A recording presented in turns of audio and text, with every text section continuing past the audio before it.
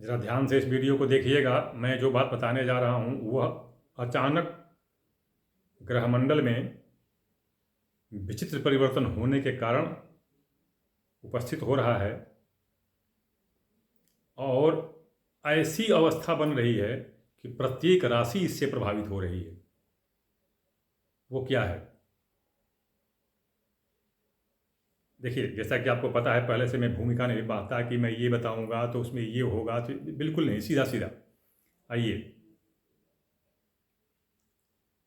पीछे आप भविष्यवाणियों में देखे रहे होंगे, सबके अनेक पंडित जी लोग करते हैं और बताते हैं कि वृषभ राशि उन्नति, विकास, यश, सम्मान, धन सब से भर जाएगा। वृषभ राशि वालों का स्वर्णिम युग आ जाएगा, जीवन काल क्या क्या पता नहीं।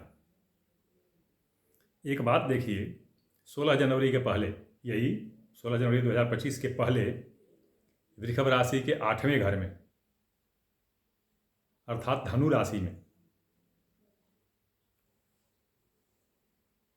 सूर्य, मंगल, बुध, शुक्र, इन चारों के द्वारा चतुर्ग्रही योग बन रहा है। 8वें घर में, वृष राशि के 8वें घर में चतुर्ग्रही योग बन रहा है। और जिस राशि में चतुर्ग्रही योग बन रहा है उस राशि का स्वामी गुरु स्वयं वक्री है। अब देखिए, यह वक्री गुरु न केवल सूर्य, मंगल, बुध, शुक्र को देख रहा है बल्कि शनि, राहु को भी देख रहा है।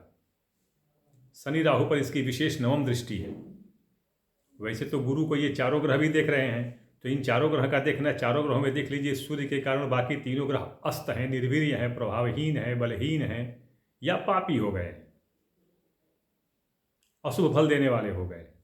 तो ऐसे अशुभ फल देने वालों की सीधी दृष्टि पड़ रही है गुरु पर, जो धनु राशि का स्वामी है, और धनु राशि में ये चारों ग्रह हैं। अब देखिए, मान लीजिए शनि पर इनकी विशेष दृष्टि है गुरु की, तो शनि की 2 राशियां मकर और कुंभ, तो 2 राशि ये हो गई। गुरु की राशि धनु और मीन, तो 4 राशियां हो गई। शुक्र की राशि वृष और तुला, तो 6 राशियां हो गई। सूर्य के स्वयं की राशि सिंह, 7 राशि हो गई। और बुध की मिथुन और कन्या, 9 राशि। अब देखिए, ये 9 राशियां इसमें लिपट जा रही हैं, लपेटे में आ रही हैं। ये 9 राशियां लपेटे में आ रही हैं और अब इन 9 राशियों में इसका कुफल तो, दुष्प्रभाव तो पड़ना ही पड़ना है। कारण क्या है? शनि शुभ नहीं रह गया, राहु के कारण पापी हो गया, सूर्य के कारण मंगल, बुध, शुक्र अस्त होकर के निर्वीर्य हो गए, और गुरु स्वयं वक्री हैं। तो ऐसी स्थिति में पहली बात तो ये कि जो वृष राशि के बारे में इतना अल्लम गल्लम पता नहीं क्या क्या बताया गया है, अब आप सोच लीजिए कि जिसके 8वें घर में सारे पापी ग्रह इकट्ठे हो गए, पापी मतलब जो अशुभ ग्रह इकट्ठे हो गए हों, फिर उस वृष राशि का कौन कल्याण करेगा? शिवोपि न रक्षति, भगवान शिव चाह करके भी इनकी रक्षा नहीं करते हैं, ऐसा कहा गया है। तो खैर, भगवान शिव तो क्या नहीं कर सकते हैं, वो तो अलग की बात है, लेकिन इसका कितना बड़ा कुफल प्राप्त होगा ये सोच सकते हैं। और फिर भी पंडित जी लोग कहते हैं कि वृष राशि का ये होगा, वो होगा। चलिए खैर, जो भी हो, ये कहा गया है कि एक रासौ जदाजा त्वाचत्वारि पंचवाग्रहा प्लावयंतीम महीम सर्वा रुधिरेण जलेन वा, कि 4 ग्रह जब एक राशि में स्थित हो जाते हैं तो बहुत बड़ा विक्षोभ, बहुत बड़ी विपदा, कष्ट, संकट, हानि सब उपस्थित हो जाते हैं। तो वृष राशि तो विशेष सावधान रहे, विशेष सावधान रहे, अपने रक्षा की हर एक जो क्रिया है, उपाय है, सब कर डाले, जो भी हो सकता हो, जो भी संभव हो उस तरह से कर डाले। ये अचानक चतुर्ग्रही योग कब बन रहा है? माघ के कृष्ण पक्ष के त्रयोदशी तिथि को, शुक्रवार के दिन 16 जनवरी को मंगल और बुध अचानक मकर राशि में प्रवेश कर रहे हैं। मंगल उच्च का होकर प्रवेश कर रहा है, लेकिन सूर्य के कारण अस्त हो जा रहा है। बुध भी अस्त हो जा रहा है। वैसे बुध को तो कहते हैं कि बुधादित्य योग बनता है, लेकिन ध्यान रहे बुध और शुक्र साथ में रहने पर बुध और शुक्र और सूर्य साथ में रहने पर बुधादित्य योग नहीं बन पाता है।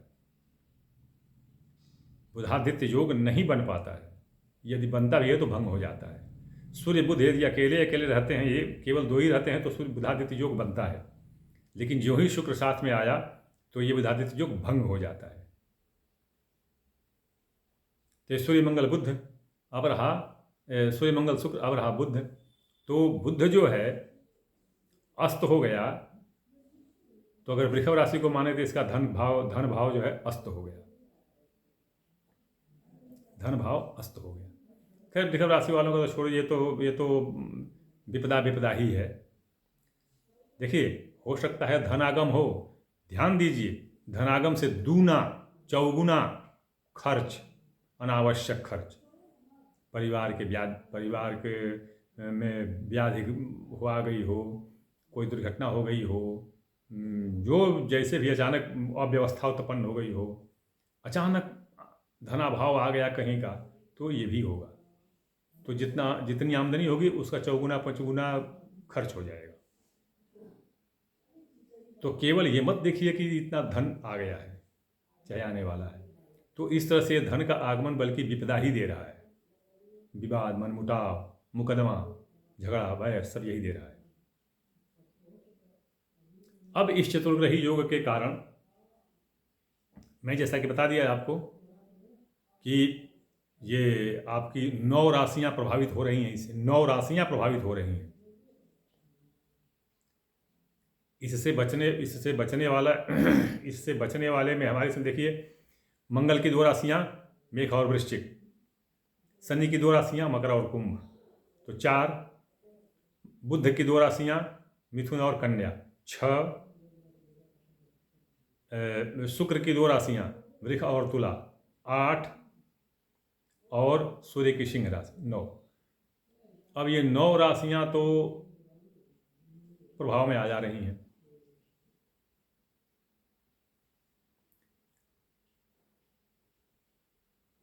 अब इसमें 9 राशियां नहीं, बल्कि हमारी समझ से तो सारी राशियां आनी चाहिए, सारी राशियां आनी चाहिए। कैसे, देख लीजिए। एक हमारी समझ से कर्क राशि बचेगी, 11 राशियां आएगी इसके प्रभाव में, कर्क राशि सिर्फ बचेगी, बाकी सारी राशियां इसके प्रभाव में आएंगी। समस्त राशियों के बारे में बता दूं कि कष्टमय जनवरी का महीना अति कष्टमय जाएगा, इसमें कोई दो राय नहीं। मैं बराबर वीडियो बनाता हूँ, आता है तो कमेंट आप करके देख लीजिएगा, और अगर किसी के साथ ऐसा होता है तो अपनी जो इसको क्या कहते हैं अंग्रेजी में फीडबैक दे सकते हैं आप, निश्चित रूप से होगा। यह जरूर होगा कि जैसे मिथुन राशि का थोड़ा सा कम नुकसान होगा, कन्या को विशेष नुकसान होगा। इसी तरह से वृष राशि को ज़्यादा नुकसान हो सकता है, तुला राशि को कम नुकसान होगा। इसका कारण ये है क्योंकि राशियां जो हैं, जैसे ये राशियां जो हैं, अब ये चतुर्ग्रही योग से जो राशियां हैं, चतुर्ग्रही योग से राशियां, अब तुला जो है उसके 11वें पड़ेगा, और तुला राशि से तीसरे ये लोग पड़ेंगे जो चतुर्ग्रही योग बनेगा।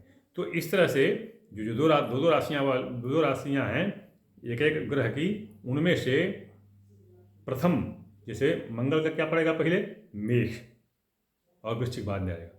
तो इस तरह से ये प्रथम राशियों को थोड़ा विशेष प्रभाव होगा, और उसके आगे वाली राशि को थोड़ा कम प्रभाव होगा, लेकिन कुफल मिलेगा। तो जिसको जो अगर कोई विशेष कार्य किसी को करना हो तो कृपा करके जनवरी महीने में उसको स्थगित रखें, न करें। अब अगले महीने में किस राशि का क्या होगा वो अगले महीने में होगा, लेकिन ये इस जनवरी के महीने में तो कृपया कोई नया काम करना हो, कोई शुभ कार्य करना हो तो उसको स्थगित रखें, न करें। ये मैं इसलिए बताया क्योंकि ये जो है अचानक मंगल और बुध अचानक एक ही दिन दोनों राशि परिवर्तन करके पहुंच जा रहे हैं सूर्य और शुक्र के साथ। और इसलिए ये अचानक जो है ना, ये अचानक ये राशि पर प्रभाव उपस्थित हो जा रहा है। तो इसलिए कृपा करके अपनी अपनी जो शक्ति है, सामर्थ्य है, उसके अनुसार उपाय अवश्य करें, पूजन अर्चन करें और अपने अपने जो देवी देवता जो इष्ट हैं उनसे अपने रक्षा का, अपने उत्थान का उनसे वरदान मांगें, याचना करें, तो कुप्रभाव में कमी आ सकती है। बीच में एक बात और बता दूं कि जो माघ महीने की जो मकर संक्रांति है, तो मकर संक्रांति तो 14 जनवरी को लोग कह देते हैं अंग्रेजी मान से।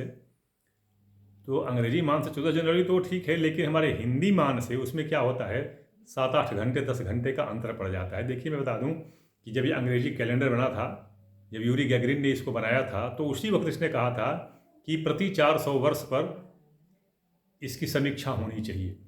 क्यों? कि धरती के झुके होने के कारण, क्योंकि टिल्ट है, तो झुके होने के कारण इसके अयनांश जो चलती है, इसके अयनांश में विचलन होता जाता है।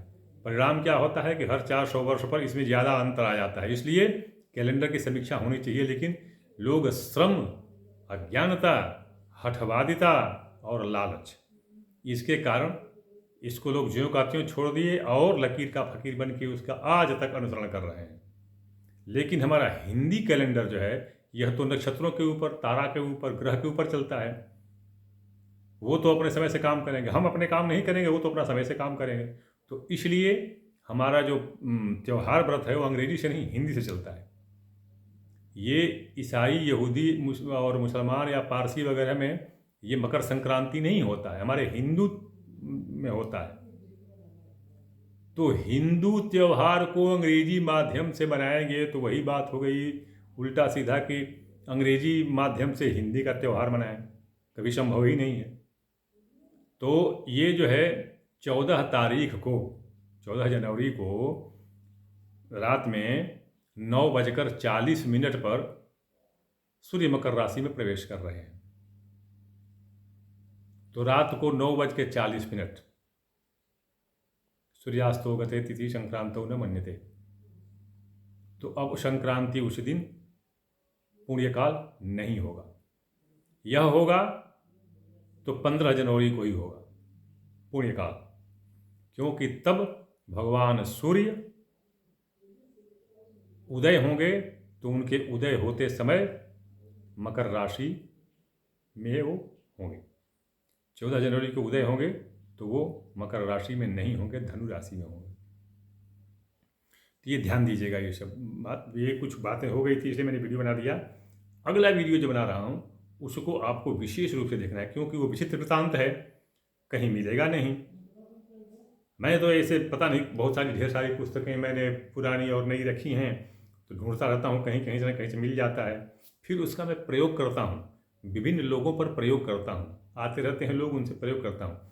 जब 100, 200, 400 लोगों से उसका परिणाम हमको मिल जाता है, वही फीडबैक जब मिल जाता है, तब मैं उसको आकर के वीडियो बना करके और आम जनता के लिए मैं प्रस्तुत करता हूँ। तो ये अगला वीडियो आप अवश्य देखें, उसमें मैं एक बहुत ही महत्वपूर्ण तथ्य के बारे में बताने जा रहा हूँ कि सूर्य के बारे में आप क्या जानते हैं। ग्रह का राजा है, उसका वर्तमान समय में कैसे कैसे कैसे प्रभाव पड़ रहा है, राशियों को क्या मिल रहा है, ये मैं बताऊंगा आपको अगले वीडियो की प्रतीक्षा करें। चलते चलाते मैं बता दूं आपको एक बात कि मैं व्हाट्सएप नंबर देता हूं, तो आप उस पर कृपा करके केवल अपनी समस्या लिखें, शास्त्रार्थ ना करें। मैं बराबर कह दिया हूं कि भाई मैं 18 फौजी आदमी, मैं शास्त्री आचार्य, स्वामी जी, गुरु जी नहीं हूँ। मेरे पास न कोई मठ है, न आश्रम है, न संस्था है, न संगठन है, कुछ नहीं है भाई। मैं सीधा साधा आदमी ठहरा। मैं अपना चूँकि प्रचुर ज्ञान है, वंश परंपरा और कुल के कारण मैं वेद पुराण, ज्योतिष, कर्मकांड, साहित्य, व्याकरण, इसका मैंने अच्छी तरह से अध्ययन किया है, अच्छी तरह से। इतना अध्ययन किया है जिससे मेरा उद्देश्य पूरा हो जाता है। मैं ये नहीं कहता कि सब अध्ययन कर लिया या इस धरती पर मैं अकेले पंडित हूँ, मैं ये नहीं कहता, लेकिन जितना भी मैं पढ़ा हूँ वह मेरे उद्देश्य की पूर्ति के लिए पूर्ण है, sufficient to serve my purpose. तो इसलिए मुझसे कृपया शास्त्रार्थ ना करें व्हाट्सएप नंबर पर। मैं प्रत्येक वीडियो में अपना व्हाट्सएप नंबर देता हूँ 9889649352। अगर कोई समस्या है तो वो लिखें, मैं उसका उत्तर दूंगा। उत्तर किस तरह से दूंगा? क्रम से, क्योंकि आपके पहले भी जो अगर आए होंगे कोई संदेश, समस्या आई होगी तो उसका उत्तर दूंगा, फिर आपका जब नंबर आएगा तो मैं आपका उत्तर दूंगा। मैं वो टीवी वाले पंडित जी के समान नहीं कि लैपटॉप खोल के बैठ गए और आपने फटाफट अपना date of birth, time of birth, place of birth बता दिया और वो चटपट आपका पूरा फल बता दिए।